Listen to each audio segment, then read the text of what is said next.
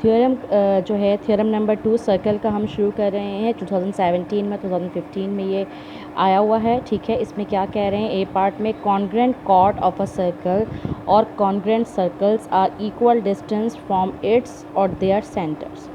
यानी कि congruent chords आपको पता है, आपने प्रीवियस में पढ़ ली होंगी कि कॉर्ड्स क्या है। मैं दोबारा बता देती हूँ कि कॉर्ड्स ऑफ द सर्कल क्या होती हैं। एक सर्कल पर जो लाइन है जो ऐसे ड्रॉ हुई होती है, जो उस सर्कल से बाहर नहीं आती, जिस सर्कल को टच करती है। जैसे ये लाइन ड्रॉ हुई है, इसका एक जो कॉर्नर है वो डी है जो सर्कल से टच हुआ है, इसका दूसरा कॉर्नर दूसरे साइड पर सर्कल से टच हुआ है। तो ये लाइन यानी कि सी डी जो है वो एक कॉर्ड है। इस सर्कल में जो कह रहे हैं जितनी भी कॉर्ड्स हैं वो इक्वल डिस्टेंस पर हैं। ठीक है, जितनी भी कॉर्ड्स हैं सर्कल में वो इक्वल डिस्टेंस हैं। किस चीज़ के इक्वल डिस्टेंस है? उस सर्कल के सेंटर से, यानी उस कॉर्ड का और सेंटर का जो डिस्टेंस है वो इक्वल है। से यहाँ तक का डिस्टेंस और यहाँ से यहाँ तक का डिस्टेंस इक्वल होगा। इसमें 2 कॉर्ड्स हैं, एक कॉर्ड है ए बी और दूसरी कॉर्ड है सी डी। उन दोनों कॉर्ड्स का सर्कल से डिस्टेंस जो है वो इक्वल होगा। ये कह रहे हैं ए पार्ट में। बी पार्ट में कह रहे हैं कि 2 कॉर्ड्स ऑफ अ सर्कल या फिर कॉन्ग्रेंट सर्कल, यानी कि अगर 2 कॉन्ग्रेंट सर्कल एक जैसे सर्कल्स हैं, उनको भी सेंटर से, उनकी जो कॉर्ड्स हैं वो भी सेंटर से इक्वल डिस्टेंस पर होंगी, यानी कि कॉन्ग्रेंट होंगी। ठीक है, ये 2 आपके थ्योरम्स हैं। ठीक है, ए पार्ट और बी पार्ट। ठीक है, पेपर में या तो ए पार्ट आता है या बी पार्ट आता है। आपको ये तीनों डायग्राम्स भी ड्रॉ करनी है। अब हम काम कर रहे हैं कि किस तरह से प्रूफ होगा। इसके लिए मैंने डायग्राम्स भी ड्रॉ करके रख ली हैं यहाँ पर, ताकि आप लोगों को साथ साथ दिखाते रहें कि क्या चीज़ परफॉर्म हो रही है और कैसे हो रही है। ठीक है, यहाँ देखें, गिवन है A B and C D are 2 congruent chords. अभी हमने पिक्चर में देखा था ये बात। सर्कल के अंदर 2 कॉन्ग्रेंट कॉर्ड्स थी, A B and C D, figure 1 number 1 में, विथ सेंटर ओ। उनका सेंटर था ओ, और या फिर और करके इन 2 कॉन्ग्रेंट सर्कल थे जिनका सेंटर ओ था, ओ प्राइम था। ये देख लें, अगर मैं इसकी बात कर रही हूँ तो इसमें 2 कॉर्ड हैं ए बी और सी डी और उनका सेम सेंटर है ओ। इसी तरह से हम और करके जो वहाँ लिखा था वहाँ पर लिखा हुआ है कि 2 कॉन्ग्रेंट सर्कल हैं, यानी कि 2 एक जैसे सर्कल हैं जिनका सेंटर है ओ और ओ प्राइम। ठीक है, अब हमें प्रूफ क्या करना है? हमें प्रूफ करना है O P is congruent to O Q या फिर ओ प्राइम ऑफ क्यू। हमें प्रूफ करना है कि ओ पी, अगर मैं इस पॉइंट को नाम दे दूँ तो उसका नाम है पी। ठीक है, और दूसरे का नाम है यहाँ पर क्यू। हमें प्रूफ करना है कि ओ पी, ठीक है, इक्वल है ओ प्राइम ऑफ क्यू के या फिर ओ क्यू के। हम यहाँ पर भी नाम लिख देते हैं क्यू और इसका नाम है पी। या तो ओ पी जो है वो ओ प्राइम ऑफ क्यू के बराबर होगी या फिर ओ पी जो है वो ओ क्यू के बराबर होगी। यही बात वो इसमें कह रहे हैं, क्योंकि 2 पॉसिबिलिटीज़ हैं। अगर हम 2 अलग अलग सर्कल लेके बात कर रहे हैं या फिर हम एक ही सर्कल पे 2 कॉर्ड्स को चेक कर रहे हैं, दोनों पॉसिबिलिटीज़ बताई हुई हैं। और करके हमने क्या करना है, हमने ड्रॉ करना है ओ ए को और ओ सी को। हमने इस डायग्राम में अगर मैं देखूं तो हमने जस्ट ड्रॉ किया है, इस सेंटर से सी को टच कनेक्ट कर दिया तो ओ सी ड्रॉ हो गया, इस ओ को ए से टच कर दिया तो ओ ए ड्रॉ हो गया। इसी तरह से यहाँ पर भी हमने ये काम किया है। अगर हम इन 2 सर्कल्स की बात कर रहे हैं तो हमने ओ को ए से ज्वाइन कर दिया है, ओ ए बन गया है, या फिर ओ प्राइम को सी से ज्वाइन कर दें तो ओ प्राइम ऑफ सी बन जाएगा। यहाँ तक ये बात हो गई। अब स्टेटमेंट देखें, A P is half of A B. आप जानते हैं कि A P half of A B क्यों है? क्योंकि हम जानते हैं कि ए पी जो है वो परपेंडिकुलर है ए बी के। देखिए ना, O P is perpendicular to A B.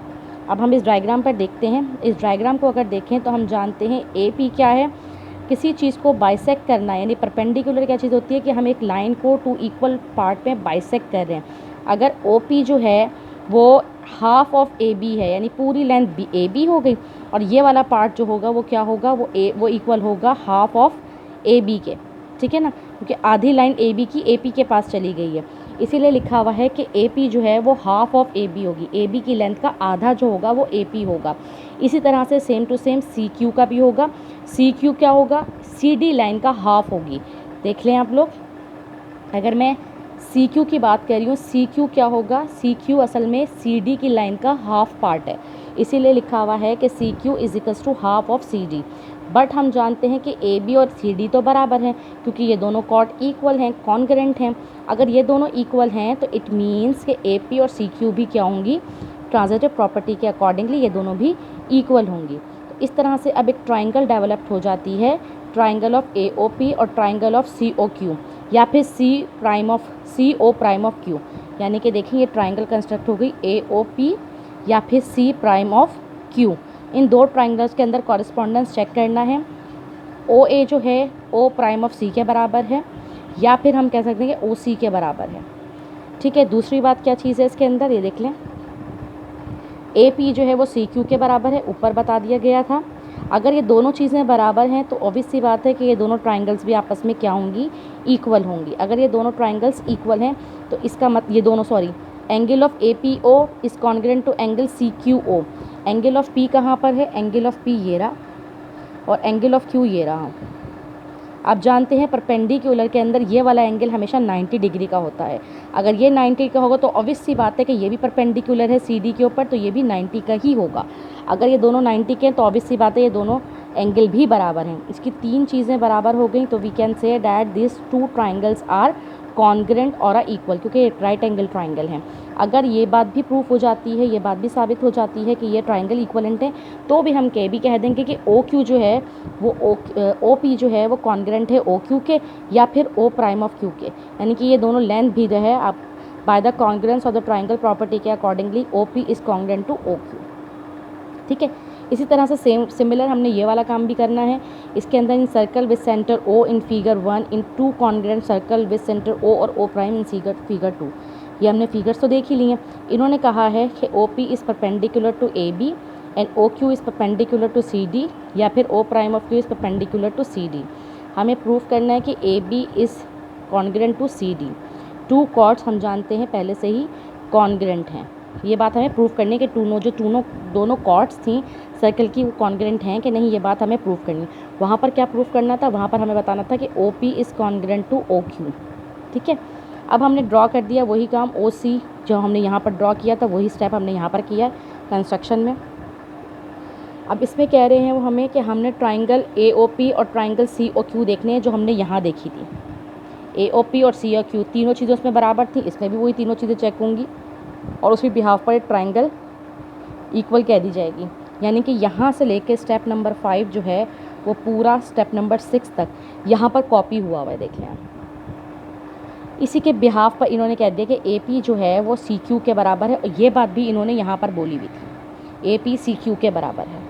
ठीक है, but P and Q are the mid point. ये तो हमें पता है कि P और Q मिड पॉइंट है। किसके मिड पॉइंट हैं, AB का मिड पॉइंट P है और CD का मिड पॉइंट Q है। ये दोनों मिड पॉइंट हैं। और 2 मेजर ऑफ AP और 2 मेजर ऑफ CQ जो है, ये 2 AP का मतलब क्या हुआ, AB। हमने अभी पहले यहाँ पर क्या बात की थी, हमने यहाँ पर यह बात की थी कि AP हाफ ऑफ AB है। अगर 2 यहाँ पर डिवाइड हो रहा है तो वहाँ जाके क्या हो जाएगा, मल्टीप्लाई। तो ये बन जाएगा 2 measure AP equal to measure AB के। यही बात है। सेम इन्होंने यहाँ कहा है कि 2m AP is equal to 2m CQ। ये पूरी वैल्यू AB के बराबर और ये पूरी वैल्यू CD के बराबर। प्रूफ हो गई बात। ठीक है, इस यानी कि अगर थ्योरम नंबर 2 को A पार्ट कर रहे हैं तो ऑब्वियस सी बात है ऑटोमेटिकली आपका 2 का B पार्ट भी हो रहा है, क्योंकि बहुत सारे स्टेप्स उन्होंने, पहला स्टेप्स इन्होंने यहाँ से लिया, दूसरा स्टेप्स भी पिक किया इन्होंने तीसरा स्टेप्स भी पिक किया इन्होंने, फोर्थ भी, सारे स्टेप्स पिक किए हैं। सिर्फ फ़र्क कितना है कि थोड़ी सी सेटिंग्स को आगे पीछे कर दिया है। इन्होंने 5 पार्ट पहले लिया है और 1 2 आखिर में लिया। इन्होंने 1 2 पहले लिए और 5 पार्ट बाद में। दोनों का मकसद और दोनों की मीन्स एक ही हैं। आई होप आप लोगों को समझ में आ गया होगा।